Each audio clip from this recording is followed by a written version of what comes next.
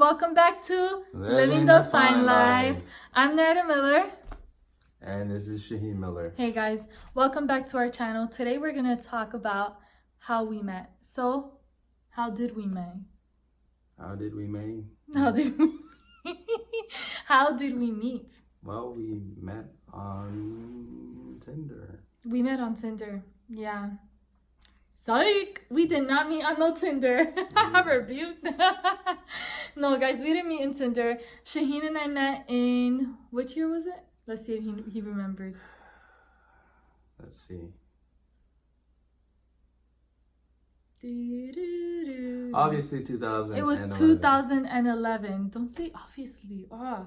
No, but it was 2011. And we met in college. So, here's the story. Babe, come closer. Come closer. So, here's the story. Right? So, we were both in the same college. And at the time, Shaheen was a student leader, which means that you could work at the school.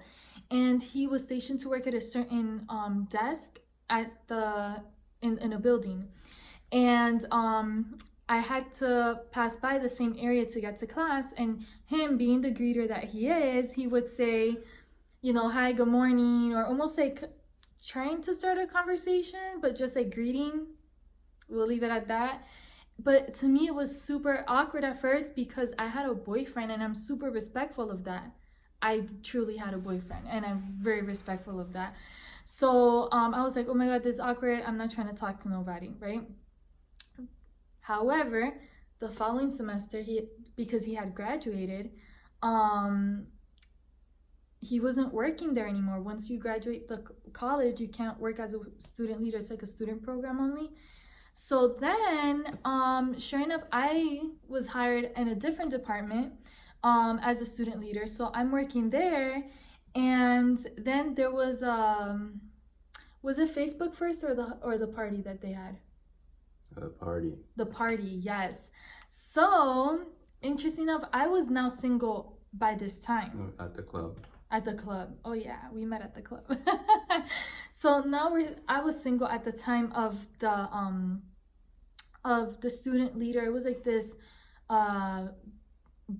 gathering that they had with all the student leaders from all the different departments and clubs, programs, and everything, right? So who comes back? Who returns for the party because he could, you know, he had just graduated, so he was invited? This guy right here. So Shaheen returns, and I never forget that day. I went with my coworkers over to where the party was gonna be at, or the gathering, whatever we want to call it, right? And so we went over to the department, and who do I find? This man. Little did I know he was gonna be my future husband. So I find him and we're talking. He's very nice, such a gentleman. Oh my gosh, I was like dying on the inside because I was like, this is so weird, you know. And then sure enough, he found me on Facebook, found out that I was now single, and we would start chatting or Facebook messaging because it was through social medias.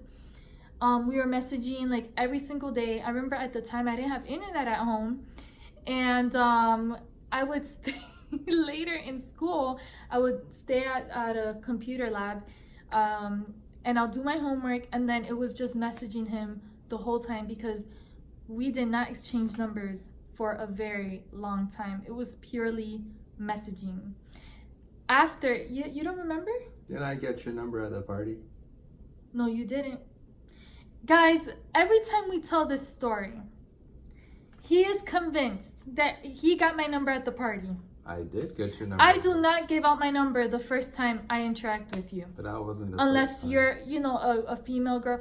Yes, that was the first time, babe. The other times I had a boyfriend, I would not have given you my number. So yeah, but this time. At the party, he did not get my number, guys. Trust me in this. It was the first time I'm seeing him in how many months? The first time I'm having an actual like encounter conversation with him, not just passing by where he was stationed to go to class and he's just like, oh hi, good morning, you know. How I got your Facebook if I didn't? You found me. Remember, we had mutual friends, guys. We had mutual friends on our Facebooks, and a lot of the mutual friends were other student leaders at the college. Mm-hmm. So it wasn't challenging for him to find me. You know, it's really easy nowadays to find everyone. So First of all, I had such a hard time, okay? Because I was black. She rejected me. lies. She rejected Yo, me 3 times. I'm not racist, guys. on I Facebook. promise. She was like, this dude is a player, you know, he's trying to knock me up and bring me to the club, you know, and yeah, 3 times I had to ask her out. And That part is true. He did ask me for 3 times, but it had nothing to do that he was black. but Okay, guys. before even I got your Facebook or anything, what did I tell you at the party? Oh, you don't. Yeah, what did I tell you? I do not recall. Oh, you do not recall. I don't remember. Guys, this is some drama, okay? This is some drama. Like, she didn't recall the first words I said to her at the party. I'm sorry, I don't. I remember that you gave me a hug when you saw me. Mm-hmm. You make that face that you do when you see people. Yeah. When I okay. All right. When I looked in your face, what did I tell you? No, but you commented that on Facebook. Yeah, I also told you in person. Oh yes, I know what you're saying. No, yeah, no, now she knows. No, When okay. Shaheen saw me at the party, don't get off the screen. When Shaheen saw me at the party, he said, "You have a spicy look in your eyes." Oh, wow, you suddenly remember. He said that. He was brave and bold, guys. Hashtag brave and bold. Wow. 10 years. You don't remember? I remembered it, clearly did. I said it. He said, "You have a spicy look in your eyes." Comment below, how would you take it if you meet someone and the first thing they tell you is, "Hi, you have a spicy look in your eyes"? Comment below. Awesome. All right, what's next? Well, Which, by the way, I didn't reject him. So after, like, at the party or anything, because of you know, guys, Shaheen jokes around a little too much, a little too far, but it's funny. I love him like that. So what happened next was we were Facebooking, and then he asked me to go just hang out as friends, to the movies. And I was still like trying to heal from my previous relationship. I didn't want to give him any high hopes or anything like that. I didn't want to lead him on. I'm never that type of girl. I've never been and never will be that type of person to lead anyone on. So I was like straightforward. I'm like, "Oh my gosh, thank you. That's so sweet of you. It's so nice. However, I can't right now. I can't." I was like, "I'm so sorry." oh no. I felt so Threats.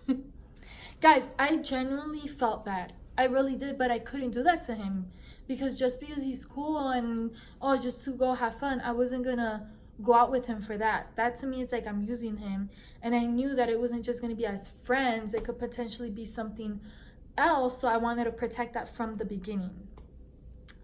I remember him telling me each time was, "It's okay, I understand.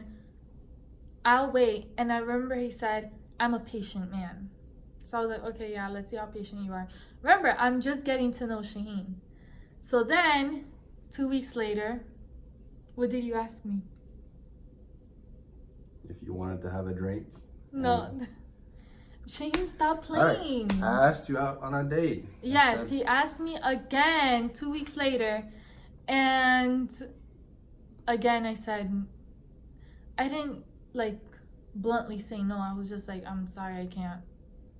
Guys, if I'm not ready, I'm not ready. I'm not gonna force myself to heal fast or to just go out just to go out, because I don't need to use someone for that. Especially someone that I saw high potential in. You saw potential in me. I did, baby. I seen potentials in you. I seen potentials.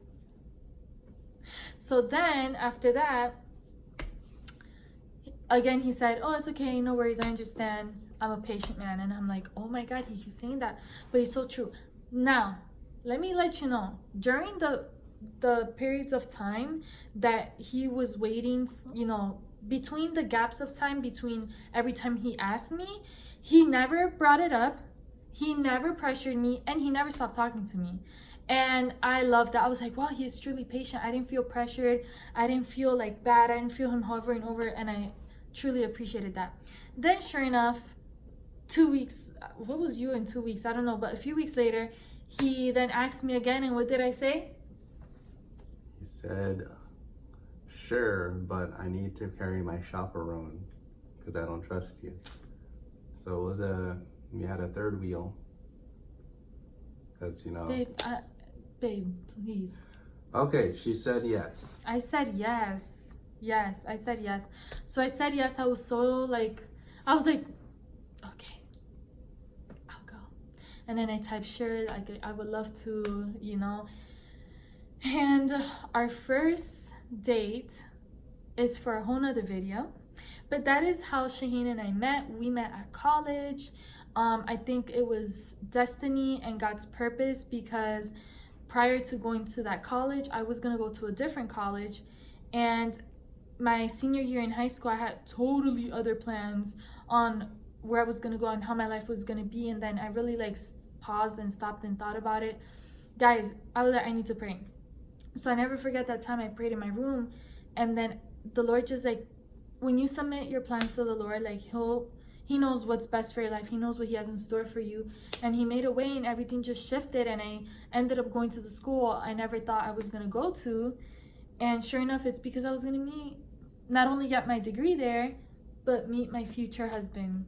Word. And I'm so grateful for that, because if I wouldn't have stood in the city where I was, or town, you know, where I was living, to move somewhere else, to go to another school, I would never have met Shaheen, or maybe not at the right time in life, because she's like, if I had a time machine, I would go to that other college. No, absolutely not. I have no regrets, and I just feel like when you really pray about things and let the Lord guide your life, you have less regrets in life, because you're less likely to make an error on your next big move. I'm a big move. I like that. You're a pretty big deal. That could be my my code name, Big Move. I like that. I love you. Love you too. All right, guys, I hope you enjoyed this video. Like and subscribe. Come on, join our community, Living the Fine Life. There's more videos on what it is to truly live the fine life. Embrace your life, faith, family, love, the good times, the bad times, the sucky times. But what do we do during those hard times? And how can we still make life worth living, the fine life, even when it's hard, right? Word. All right, guys, don't forget, subscribe, and drink milk. God bless you guys. Stay well and continue to live the fine life. Bye.